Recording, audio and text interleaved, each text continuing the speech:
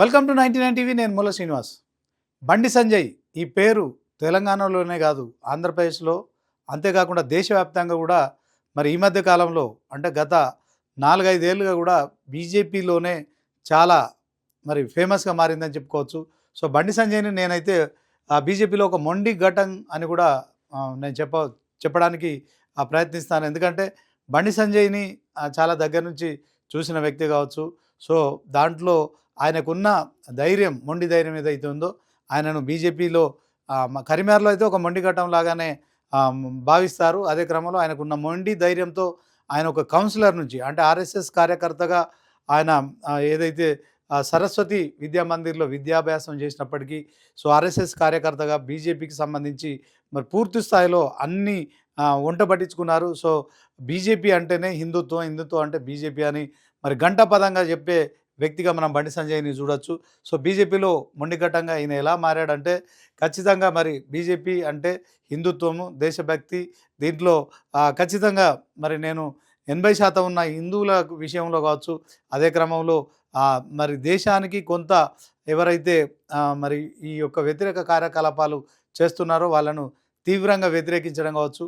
అయితే కరీంనగర్లో సరస్వతి శిశు మందిర్లో విద్యాభ్యాసం చేసిన బండి సంజయ్ ఆర్ఎస్ఎస్ భావాలు పునికిపించుకొని తర్వాత బీజేపీకి కార్యకర్తగా ఆయన ఈ రోజున మరి కౌన్సిలర్ నుంచి మొదలుకొని ఆయన కేంద్ర మంత్రి పదవి వరకు కూడా ఆయన ఒక్కొక్క మెట్టు ఎదుగుతున్న క్రమంలో ఆయనకున్న మేజర్ అడ్వాంటేజ్ ఏంటంటే ఆయన మొండిఘటంగా వ్యవహరించడమే. సో తాను నమ్మిన బీజేపీ సిద్ధాంతాల కోసం ఎంత దూరమైనా వెళ్తున్నారు. అదే క్రమంలో మనం చూసాము బీజేపీలో కౌన్సిలర్గా మొదలుపెట్టిన ఆయన కెరీర్, ఆ తర్వాత కార్పొరేటర్ అయ్యారు. తర్వాత కార్పొరేటర్గా ఉంటూనే ఎమ్మెల్యేగా 3 సార్లు పోటీ చేశారు. ఆ 3 సార్లు కూడా ఆయన ఓడిపోవడం జరిగింది. సో ఈ సంగతి కూడా మనకు తెలుసు. అయినప్పటికీ కూడా ఆయన ఎక్కడ కూడా వెనక్కి తగ్గకుండా ఎంపీగా, కరీంనగర్ ఎంపీగా పోటీ చేశారు. ఆ క్రమంలో 7 నియోజకవర్గాలు ఉన్న అసెంబ్లీ నియోజకవర్గాలకు సంబంధించి బండి సంజయ్ మొట్టమొదటిసారి ఎంపీగా గెలిచారు. ఇక ఎంపీగా గెలిచిన తర్వాత బండి సంజయ్ అనే వ్యక్తి వెనక్కి తిరిగి చూసుకొని పరిస్థితి అయితే మనం చూస్తున్నాం. సో ఆయన ఆ తర్వాత మరి బీజేపీ రాష్ట్ర అధ్యక్షులు అయ్యారు. సో రాష్ట్ర అధ్యక్షుడిగా ఆయన ప్రజా సంగ్రామ యాత్రతో చేసిన యాత్రలు ఏవైతే ఉన్నాయో అప్పుడున్న బీఆర్ఎస్ మరొక ఉద్యమ పార్టీగా కావచ్చు. అదే క్రమంలో తెలంగాణలో మరి కేసీఆర్ సారథ్యంలో ఒక మకుటం లేని పార్టీగా కూడా వెలుగొందుతున్న తరుణంలో బండి సంజయ్ మరి ఎంపీగా గెలిచిన తర్వాత రాష్ట్ర అధ్యక్షుడిగా మరి బీజేపీ అధిష్టానం నియామకం చేసిన తర్వాత ఒక ప్రణాళికబద్ధంగా ముందుకెళ్తున్నారు. అదే క్రమంలో ప్రజా సంగ్రామ యాత్ర పేరుతో ఆయన చేసిన పాదయాత్రలు ఏవైతున్నాయో నిజంగా తెలంగాణలో బీఆర్ఎస్ వర్సెస్ బీజేపీ అనే రేంజ్లో కూడా ఆ పాదయాత్రలు కొనసాగాయి. సుమారు మరి ఒక పాదయాత్ర చేయాలి, ప్రతిపక్షంలో ఉండాలంటే ఎంతో ధైర్యం కావాలి, ఎంతో ఖర్చుతో కూడుకున్న పని. కానీ బండి సంజయ్ పుట్టింది ఒక పేద మధ్యతరగతి కుటుంబంలో. సో దాంట్లో ఆయన నమ్మిన సిద్ధాంతం కోసం ఇందాకనే చెప్పినట్టుగా ఆయన ఎంత దూరమైనా వెళ్తారు, దాంట్లో వెనక్కి తిరిగి చూసుకోరు. సో నా బలం ఏంటి, నా బలహీనతలు ఏంటి అని ఆయన ఎక్కడ కూడా ఆలోచించాడు. సో ఆయన అనుకున్న పని చేయాలనుకున్న తడవుగానే మరెవరు కూడా సాహసించని ప్రతిపక్షంలో ఉండి ప్రజా సంగ్రామ యాత్రలతో పాదయాత్ర చేసి ఓవరాల్గా బీజేపీ పార్టీ అనే ఒక పార్టీని మాత్రం ఉవ్వెత్తున తెలంగాణలో లేపారు. అది మనందరికీ తెలిసిందే. 5 పర్యాయాలు ఆయన ప్రజా సంగ్రామ యాత్ర పేరుతో చేసిన పాదయాత్రలు మాత్రం బీఆర్ఎస్కు ప్రత్యామ్నాయ పార్టీగా కూడా బీజేపీ ఎదిగింది. ఇదే క్రమంలో ఇక బీఆర్ఎస్ బీజేపీ వర్సెస్గా మారిన తెలంగాణ రాజకీయాల్లో అనూహ్యంగా ఆయన సారథ్య బాధ్యతల నుంచి మరి ఆయన పదవి కాలం ముగిసిన తర్వాత మరి కిషన్ రెడ్డికి ఆ బాధ్యతలు అప్పచెప్పడం కావచ్చు, ఉవ్వెత్తున లేచిన ఒక బీజేపీ పార్టీ దాంట్లో కొంత మరి బండి సంజయ్ని ఆ రాష్ట్ర అధ్యక్ష బాధ్యతల నుంచి తప్పించిన తర్వాత కొంత కిషన్ రెడ్డి నేతృత్వంలో, ఆయన నాయకత్వంలో కొంత మెత్తబడిందని ప్రచారం జరిగిన సంగతి మనకు తెలిసిందే. ఈ నేపథ్యంలో తెలంగాణ రాష్ట్ర వ్యాప్తంగా బండి సంజయ్ కెరీర్ మాత్రం ఎక్కడ ఆగలేదు.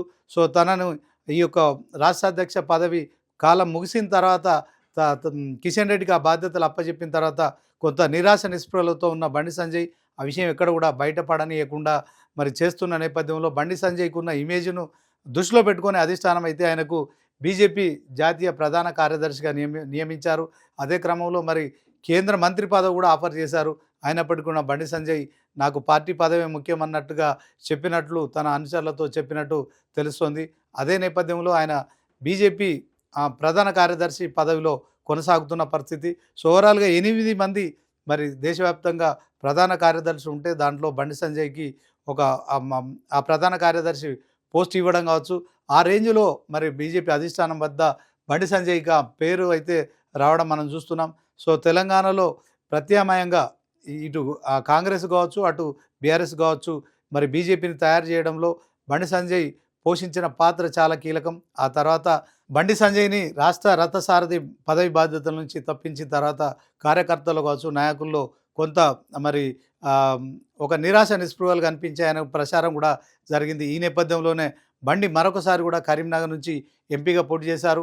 ఇక అప్పటికే మరి ఆ రేసులో పార్టీకి సంబంధించి బీఆర్ఎస్ కావచ్చు, అదే క్రమంలో కాంగ్రెస్ కావచ్చు, మరి ముక్కోన పోటీ జరిగినప్పటికీ కూడా దాంట్లో కూడా రెండవసారి ఎంపీగా గెలిచిన తర్వాత బండి సంజయ్‌కి బీజేపీ అధిష్టానం కేంద్ర హోంశాఖ సహాయ మంత్రిగా నియమించడం కావచ్చు. అంటే ఒక కౌన్సిలర్ నుంచి మొదలైన బండి సంజయ్ ఈ యొక్క విజయయాత్ర అయితే కేంద్ర హోంమంత్రి వరకు వెళ్ళడం కావచ్చు.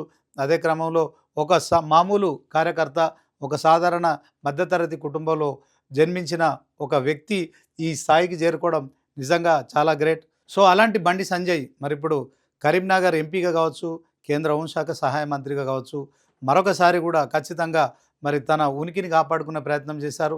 మొన్న జరిగిన ఏదైతే కార్పొరేషన్ ఎన్నికల్లో కావచ్చు, మున్సిపాలిటీలో ఖచ్చితంగా కాషాయ జెండా ఎగరేస్తానని చెప్పి సవాల్ చేసి 66 డివిజన్లలో మరి 30 డివిజన్లలో బీజేపీ అభ్యర్థులను నిలబెట్టడం కావచ్చు, అదే క్రమంలో వారి గెలుపు బాధ్యతలు తీసుకోవడం కావచ్చు. సో ఓవరాల్గా బండి సంజయ్ ఇటు బీఆర్ఎస్ కావచ్చు, అటు కాంగ్రెస్ కావచ్చు, మరి తాను ఎంపీగా ఉండి అదే క్రమంలో కేంద్ర హోంశాఖ సహాయ మంత్రిగా ఉన్న బండి సంజయ్ మాత్రం కరీంనగర్ కార్పొరేషన్ను సవాల్గా తీసుకున్నారు. అదే క్రమంలో 66 డివిజన్లలో మరి 30 మంది బీజేపీ అభ్యర్థులను గెలిపించుకున్నారు.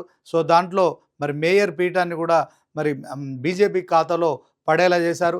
సో ఇవన్నీ కూడా రాష్ట్ర వ్యాప్తంగా జరిగిన మున్సిపల్ ఎన్నికల్లో ఒక కరీంనగర్ కార్పొరేషన్ మాత్రమే బీజేపీ ఖాతాలో పడడం కావచ్చు. అదే క్రమంలో బండి సంజయ్ చూపిన చొరవ కావచ్చు, ఇప్పుడు రాష్ట్ర వ్యాప్తంగా మాత్రం బండి ఇమేజ్ను మరొకసారి ఒక రేంజ్లో లేపిందని చెప్పుకోవచ్చు.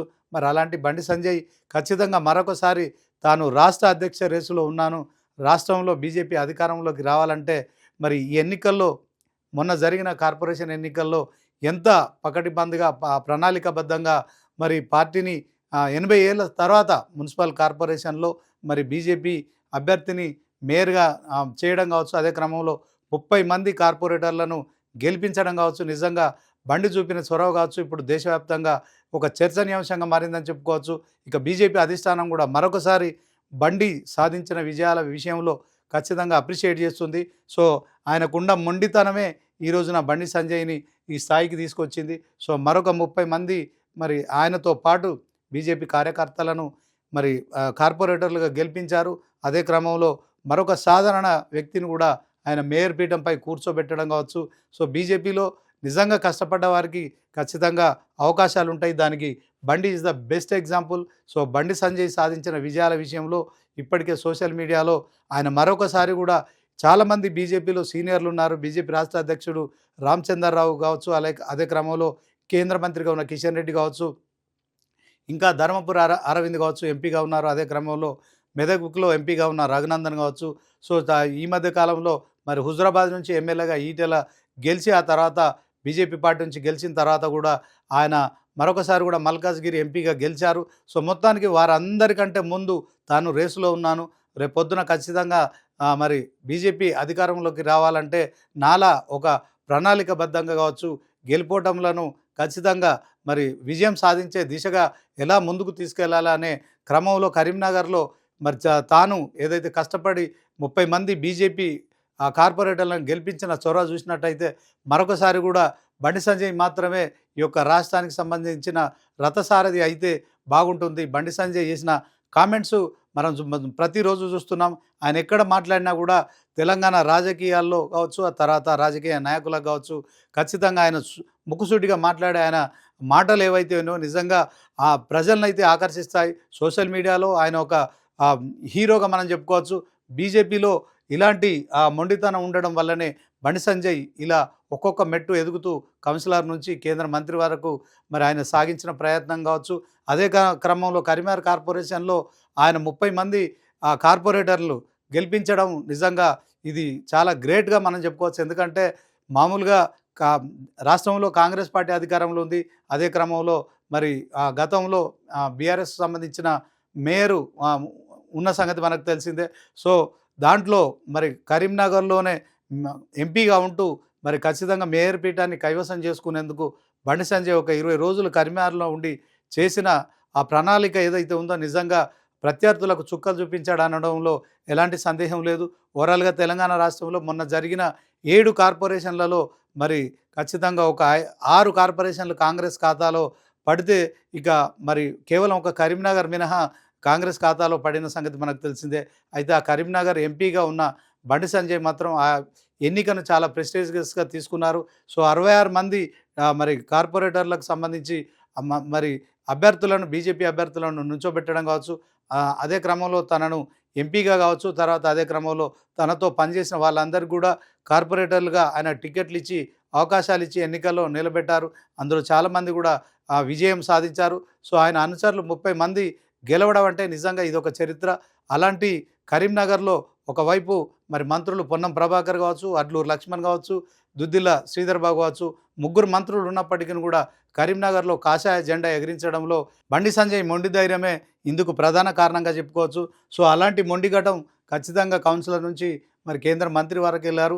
ఇన్ ఫ్యూచర్లో ఆయన బీజేపీ జాతీయ అధ్యక్షుడు అవుతాడని కూడా ప్రచారం జరుగుతుంది. సో ఇప్పటి వరకు కేంద్ర హోంశాఖ సహాయ మంత్రిగా ఉన్నారు. సో బండి సంజయ్ రానున్న రోజుల్లో మరి కేబినెట్ మినిస్టర్గా ప్రమోట్ చేస్తారనే ప్రచారం ఒకవైపు జరుగుతోంది. మరొక వైపు బీజేపీ రాష్ట్ర అధ్యక్షుడిగా చేస్తారనే ప్రచారం మరొక వైపు జరుగుతోంది. అదే క్రమంలో ఆయనను బీజేపీ జాతీయ అధ్యక్షుడిగా కూడా నియమిస్తారని ప్రచారం జరుగుతుంది. అదే క్రమంలో తెలంగాణలో కాబోయే ముఖ్యమంత్రి బండి సంజయ్ అని కూడా ఒక ప్రచారం జరుగుతోంది. ఏది ఏమైనప్పటికీ కూడా 2028 కావచ్చు, 29 కావచ్చు అసెంబ్లీ ఎన్నికలు జరిగితే ఖచ్చితంగా ఒకసారి ఎమ్మెల్యేగా పోటీ చేసే ఆలోచనతో బండి సంజయ్ ఉన్నట్టు తెలుస్తోంది. సో మొత్తానికి ఇప్పుడున్న పరిస్థితుల ప్రకారం కొంత బీజేపీ గ్రాఫ్ కూడా పెరుగుతున్న నేపథ్యంలో సో సంజయ్ లాంటి వ్యక్తి బీజేపీకి సరైన నాయకుడు అని కూడా సోషల్ మీడియా జరుగుతున్న ప్రచారం కావచ్చు, సో ఆయన కరీంనగర్లో చూపిన చొరవ కావచ్చు, 30 మంది డివిజన్ కార్పొరేటర్లను గెలిపించడంలో ఆయన వేసిన ప్రణాళిక ఇటు కాంగ్రెస్ బీఆర్ఎస్ను అయితే చిత్తు చేసింది. ఇదే నేపథ్యంలో బీజేపీకి సంబంధించిన మరి కార్పొరేటరే ఇవాళ మేయర్ కావడం కావచ్చు, దాని వెనుక బండి సంజయ్ కృషిని మనం ఖచ్చితంగా ప్రశంసించాల్సిందే. ఇక 30 మంది కార్పొరేటర్లతో ఆయన మరి చార్మినార్ దగ్గర ఉన్న భాగ్యలక్ష్మి అమ్మవారిని కూడా మరి సందర్శించి పాత బస్తీలో కూడా సందడి చేశారు. సో బండి సంజయ్ మాట మరి ఎంత తూటాల్లాగా పేలుతాయో మనకు తెలిసిందే. కాంట్రవర్సీ కామెంట్లు చేయడంలో ఆయన ఎక్కడు కూడా వెనక్కి దగ్గరు. ఇదే క్రమంలో బండి సంజయ్ చేస్తున్న మరి పోరాటం కావచ్చు, ఆరాటం కావచ్చు, తెలంగాణలో బీజేపీని ఖచ్చితంగా అధికారంలోకి తీసుకురావాలనే ఆయన ఆశయంలో మాత్రం ఖచ్చితంగా ముందుకెళ్తారని కూడా స్పష్టమవుతుంది. సో కరీంనగర్ నుంచి నేను చేసిన ప్రణాళిక ఏదైతే ఉందో మేయర్ పీఠాన్ని దక్కించుకున్నాం. ఇక రానున్న రోజుల్లో తెలంగాణ సీఎం పీఠం మాత్రమే నాకు టార్గెట్ అని చెప్తున్న నేపథ్యంలో బండి వేస్తున్న అడుగులు మరి ఇటు బీఆర్ఎస్ కాంగ్రెస్లకు మాత్రం కొంత మరి చెక్కు పెడుతున్నాయని చెప్పొచ్చు. సో ఎందుకంటే రాష్ట్రంలో అధికారంలో ఉన్న కాంగ్రెస్ పార్టీ ఖచ్చితంగా మరి 6 మున్సిపాలిటీలు గెలుచుకున్న నేపథ్యంలో 6 కార్పొరేషన్లో మేయర్లను గెలుచుకున్న క్రమంలో బండి మాత్రమే దగ్గరుండి కరీంనగర్ కార్పొరేషన్ మేయర్ పదవిని దక్కించుకోవడం అయితే నిజంగా అందరూ ప్రశంసిస్తున్నారు. సో బండి సంజయ్ ఇన్ ఫ్యూచర్లో రానున్న జెడ్పీటీసీ, ఎంపీటీసీ ఎన్నికలు కావచ్చు, అదే క్రమంలో జిహెచ్ఎంసీ ఎన్నికలు కావచ్చు. సో బండి సంజయ్ ఒక స్కెచ్ చేశారు. దాంట్లో మరి పోయినసారి జిహెచ్ఎంసీ ఎన్నికల్లో గతంలో ఎన్నడూ లేని విధంగా 150 డివిజన్లలో 48 డివిజన్లలో హైదరాబాద్లో కార్పొరేటర్లుగా గెలిపించిన ఆయన మరి ఏదైతే ఆ ఘనత కూడా బండికే దక్కుతుంది. ఇక రానున్న ఈ 300 డివిజన్లలో కూడా ఖచ్చితంగా జిహెచ్ఎంసీలో కూడా మరి కాషాయ పార్టీకి సంబంధించిన మేయరు ఖచ్చితంగా పెడతామని చెప్పడం కావచ్చు. సో మొత్తానికి బండి ఒక ప్రణాళికబద్ధంగా వెళ్ళడం కావచ్చు. రానున్న రోజుల్లో కూడా మరి ఆయన చేస్తున్న సవాళ్ళు కావచ్చు, ఆ డిమాండ్లు కావచ్చు. సో ఖచ్చితంగా ఒక గిరిగీసి దాన్ని ఆ లక్ష్యాన్ని చేరుకోవడం కావచ్చు. ఆ లక్ష్య సాధనలో బండి సంజయ్ ఎంత వరకైనా వెళ్ళడం కావచ్చు. సో ఆ మొండితనంతో ఆయన మొండిఘటంగా పేరు సంపాదించుకున్నారు. సో అలాంటి మొండిఘటం కౌన్సిలర్ నుంచి మరి కేంద్ర మంత్రి వద్దకు వెళ్ళడం అయితే నిజంగా హర్షించే విషయం. సో బండి సంజయ్ చేసిన ఈ ఏదైతే ప్రయోగం ఉందో కరీంనగర్లో సక్సెస్ అయింది కనుక ఇన్ ఫ్యూచర్లో మరి ఖచ్చితంగా తెలంగాణ సీఎం పీఠం మాత్రమే నాకు టార్గెట్ అని చెప్పడం కావచ్చు. సో ఇటు కాంగ్రెస్ బీజేపీలకు మాత్రం ఆలోచించే విధంగా చేస్తుందనడంలో ఎలాంటి సందేహం లేదు. ఇక బండి రానున్న రోజుల్లో ఇక ఎలాంటి ప్రణాళికలతో, ఎలాంటి వ్యూహాలతో ముందుకెళ్తారో అని మాత్రం వేచి చూడాల్సి ఉంటుంది.